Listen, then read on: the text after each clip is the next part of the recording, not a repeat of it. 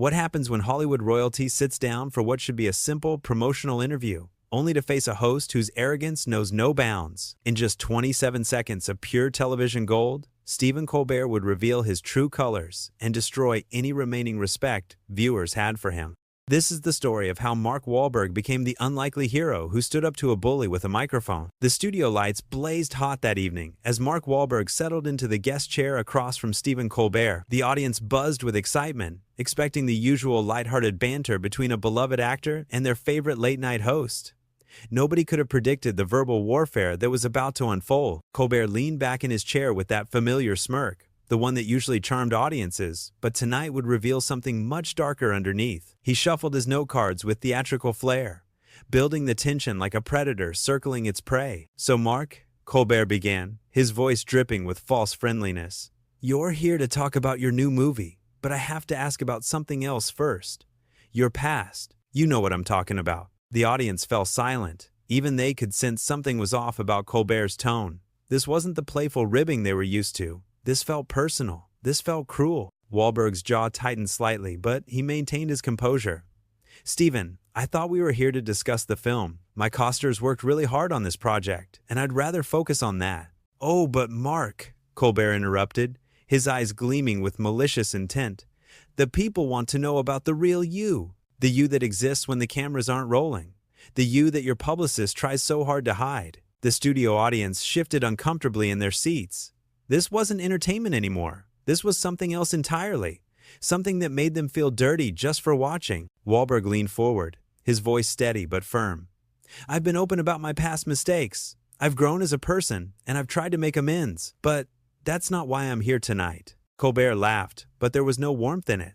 It was the laugh of someone who enjoyed watching others squirm. "Oh, come on, Mark, don't be so sensitive. We're all friends here." But they clearly weren't friends. The tension in the room was thick enough to cut with a knife. The audience members looked at each other with concern. This wasn't the Stephen Colbert they thought they knew. "You know what I find fascinating about you, Mark?" Colbert continued, ignoring the obvious discomfort of everyone around him. "You've built this whole image as this tough guy from Boston, but you're really just another Hollywood phony, aren't you?" The words hung in the air like poison. Even the cameramen seemed shocked by the host's unprovoked attack. This was supposed to be a friendly interview, not a character assassination. Wahlberg took a deep breath, clearly trying to keep his cool. "Stephen, I don't know what's gotten into you tonight, but this isn't professional. I came here as your guest, and I deserve basic respect." "Respect?" Colbert scoffed, his mask of civility completely gone now. "You think you deserve respect? From me? That's rich, Mark. That's really rich." The audience was stone silent now. You could hear a pin drop in that studio. Nobody knew what to do. Nobody had ever seen their beloved host behave like this before. It was like watching someone they trusted reveal themselves to be a complete stranger. Wahlberg stood up slowly, his chair scraping against the floor. The sound echoed through the silent studio like a gunshot. "I think we're done here, Stephen." But Colbert wasn't finished. He was just getting started. "Sit down, Mark," Colbert commanded, his voice taking on an even nastier edge. "We're not done talking. You don't get to walk away from me." The entitlement in his voice was staggering. Here was a man who clearly believed that his position as host gave him the right to treat his guests however he wanted. Here was someone who thought his platform made him untouchable. Wahlberg turned back to face him, his eyes blazing with quiet fury. "Actually, Stephen, I do get to walk away. That's exactly what I get to do." The power dynamic in the room had completely shifted. Suddenly, Colbert didn't look like the confident host anymore. He looked small. He looked petty. He looked like exactly what he was. A bully who had finally met someone who wouldn't back down. "You can't leave," Colbert stammered, his composure finally cracking. "This is my show. My show." Those two words would haunt him forever. My show. Like he owned not just the program, but everyone who appeared on it. Like his guests were there for his amusement, to be humiliated at his whim. The audience began to murmur among themselves. They were starting to understand what they were witnessing. This wasn't entertainment. This was abuse of power. Plain and simple. Wahlberg shook his head in disgust. "Your show? Stephen, this might be your show, but these are real people you're talking to. Real people with real feelings. And I'm not going to sit here and let you tear me down for your twisted entertainment." Every word hit its mark. Colbert flinched as if he'd been slapped. The truth hurt, especially when it came from someone who clearly saw right through his act. The studio fell into an eerie quiet as Colbert's face reddened with embarrassment and rage. He had been exposed, and everyone in that room knew it. But instead of backing down, instead of apologizing, he chose to dig deeper. He chose to reveal just how ugly his true character really was. "Don't you dare lecture me about real people," Colbert spat, his voice rising to a near shout. "I've been doing this longer than you've been pretending to act.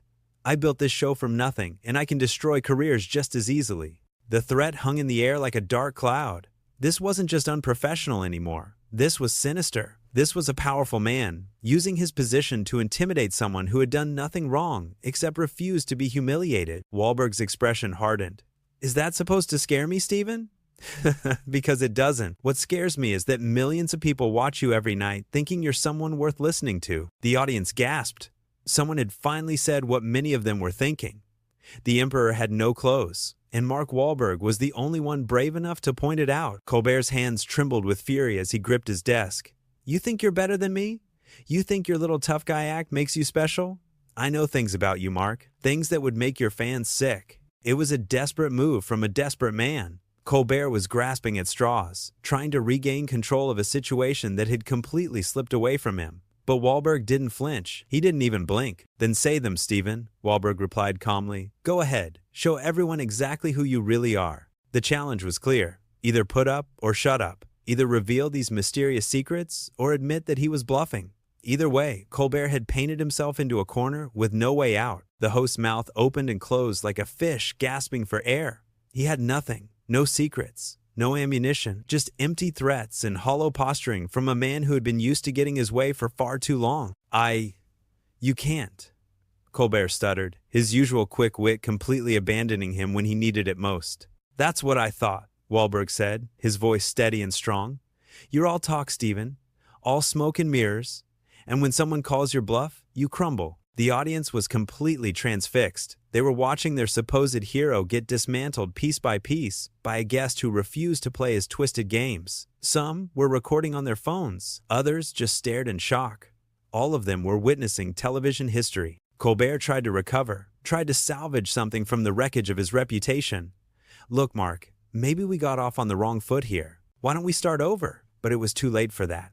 Way too late. The damage was done, and everyone in that studio knew it. You can't unsay the things he had said. You can't undo the threats he had made. You can't pretend you're a good person after showing everyone exactly how rotten you are inside. Wahlberg shook his head slowly. "There is no starting over, Stephen. Not after this. Not after you showed everyone who you really are when you think nobody important is watching." "Nobody important?" Colbert's voice cracked with indignation. "These people love me. They tune in every night to see me." He gestured wildly at the audience, desperate for validation, desperate for someone to take his side. But the crowd remained silent. They had seen too much. They knew too much. The spell was broken, and there was no magic left to fix it. Wahlberg looked out at the audience, then back at Colbert. "They used to love you, Stephen. They loved the person they thought you were. But that person never existed, did he? It was all just an act." The words hit like a physical blow. Colbert actually staggered backward, bumping into his chair. His carefully constructed public image was collapsing in real time, and there was nothing he could do to stop it. "You don't know what you're talking about," Colbert whispered. But his voice lacked conviction. Even he didn't believe his own words anymore. "I know exactly what I'm talking about," Wahlberg replied. "I've met plenty of people like you in this business. People who think fame gives them the right to treat others like garbage. People who mistake applause for respect." The studio erupted in scattered applause, not the usual enthusiastic cheering that Colbert was used to, but slow, deliberate clapping from audience members who were finally seeing someone stand up to a bully. It was the sound of people recognizing truth when they heard it. Colbert's face went white as he realized what was happening. His own audience was turning against him. The people who had supported him, who had made his career possible, were choosing sides, and they weren't choosing his. "Stop," he said quietly, then louder. "Stop clapping. This is my show." But the applause continued. It grew stronger. More people joined in. They were applauding not just Wahlberg's words, but his courage. They were applauding someone who refused to be intimidated by power and fame. Wahlberg raised his hand, and the applause gradually died down. "Thank you," he said to the audience. "But this isn't about me. This is about something bigger. This is about treating people with basic human dignity." Colbert slammed his hand on his desk, the sound echoing through the studio like thunder. "Enough! I've heard enough! Security!" He was calling for security. On his own guest. a guest who had done nothing except refuse to be disrespected. It was the final act of a man who had completely lost control of the situation and was lashing out like a child having a tantrum. But the security guards didn't move. They stood at their posts, uncertain and uncomfortable. They had heard everything, they had seen everything, and they weren't sure who the real problem was anymore. The security guards remained frozen in place, their loyalty clearly divided between their paycheck and their conscience. The silence stretched on for what felt like eternity, as Colbert realized that even his own staff was questioning his authority. His empire was crumbling, and everyone could see it happening in real time. "Did you not hear me?" Colbert screamed at the security team, his voice breaking with desperation. "I said remove him! Get him out of here!" One of the security guards finally stepped forward, but instead of approaching Wahlberg, he walked toward Colbert. "Sir, maybe you should take a moment to calm down. The gentleman hasn't done anything wrong." The betrayal was complete. Even his own employees were taking Wahlberg's side. Colbert's mouth hung open in shock as he realized he had lost everything in the span of a few minutes. His credibility, his audience, his staff, his dignity. All of it gone. Wahlberg watched the scene unfold with a mixture of pity and disgust. "Stephen, this is what happens when you build your career on tearing other people down. Eventually, it all comes back to you." "Shut up!" Colbert shrieked, his face turning purple with rage. "Just shut up! You think you've won something here? You think this matters? I'll destroy you! I'll make sure you never work in this town again." The threats kept coming, each one more desperate and pathetic than the last. This wasn't a powerful television host anymore. This was a broken man, having a complete meltdown on live television in front of millions of viewers. Wahlberg shook his head sadly. "I don't need to destroy you, Stephen. You're doing that all by yourself." The truth of those words hit everyone in the studio like a lightning bolt. Colbert had indeed destroyed himself, live on air, with no help from anyone else. Every cruel word, every petty insult, every abuse of power had been his own choice. A producer finally appeared from backstage, rushing toward the chaos with panic written all over his face. "We need to go to commercial," he whispered urgently to Colbert. "Right now." But Colbert pushed him away violently. "No, we're not going anywhere. This is my show, and I decide when we go to commercial." The producer looked around helplessly, clearly out of his depth. The show was spiraling completely out of control, and the host had lost his mind. Someone needed to take charge, but nobody knew what to do. Wahlberg stepped forward, his calm presence a stark contrast to the chaos around him. "Ladies and gentlemen," he addressed the audience directly, "I apologize that you had to witness this. You came here tonight expecting entertainment, not a temper tantrum from a grown man who should know better." The audience nodded in agreement, many of them now openly disgusted with Colbert's behavior. They had seen their hero's true face, and it was ugly beyond belief. "Don't you apologize for me," Colbert screamed, spittle flying from his mouth. "I don't need your pity. I don't need anyone's pity."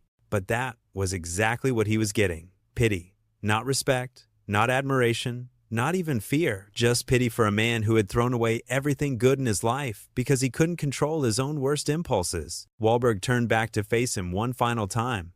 "Stephen, I hope someday you get the help you need. I really do, because this isn't who you have to be." It was the final insult, delivered with such genuine compassion that it hurt worse than any cruel word could have.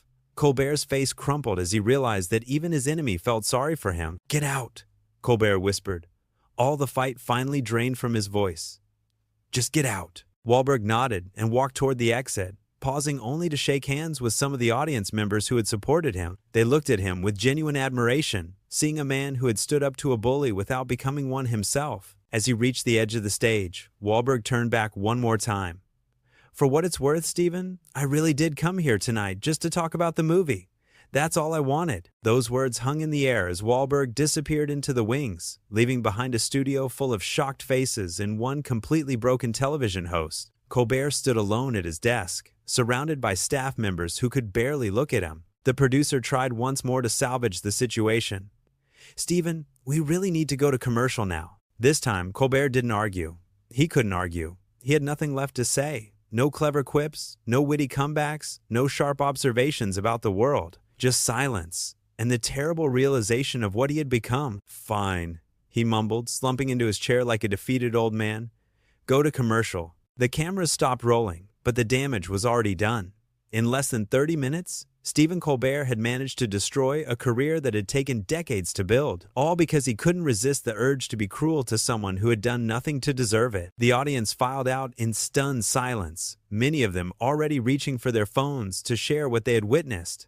Within hours, the footage would be everywhere. The internet would dissect every word, every expression, every moment of Colbert's spectacular downfall. But Mark Wahlberg was already gone, walking through the backstage area with his head held high. He had come